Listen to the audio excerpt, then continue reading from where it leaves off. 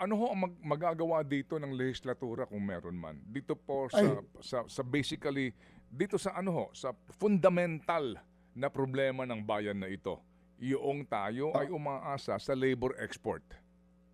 okay, napakaganda pong tanong, certain naalala ko kasi umupo rin kayo sa Kongreso at one point, di ba po? Um, Yun na nga. So, syempre po, kailangan ang ating Congress, gumawa ho sila ng batas, legislative enactment, para unti-unti, hindi ko sinasabi na mabilisan, no? Na i-shift yung ating,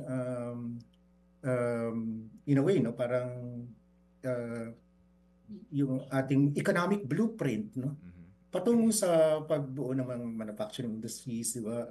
Pagtibay, pagpapayaman ng ating mga industriya. Para paunti-unti, hindi ko sinasayang mabilisan, mabawasan yung pagpapadala natin ng mga labor migrants. Kasi sabi ko nga, vulnerable yan at sa karanasan ng maraming bansa, kahit pa nagpapadala sila ng mga manggagawa, tumitigil po kasi ang tumitigil siya.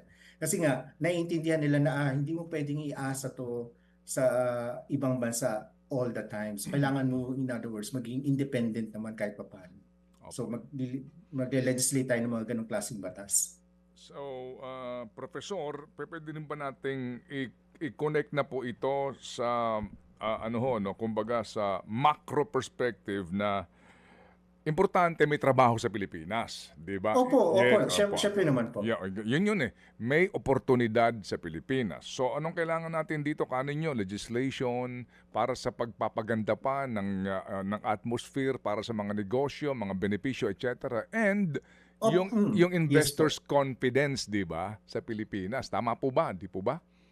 Well, kasama yun, Mm. syempre, Oo. kailangan mo. Well, Mm. ayoko sana diretso na ganun kasi syempre ang roots kasi niyan, halimbawa, para maka-attract ka kasi ng negosyo, kailangan mo ayusin mo yung infrastructure mo eh. Mhm. So, naiintindihan niyo po, biglang lalaki yung ating kwento kasi, Mm. hala, tutugunan ng gobyerno yung pangit mong transportation, yung Yes. mahina mong mga infrastructure, yung mga lubak-lubak mong kalsada. Eh di Oo. ba para magkaroon ka ng Opo. investor confidence kasi Oo. papasok ang mga negosyo kung maganda yung ating mga Opo. infrastructure.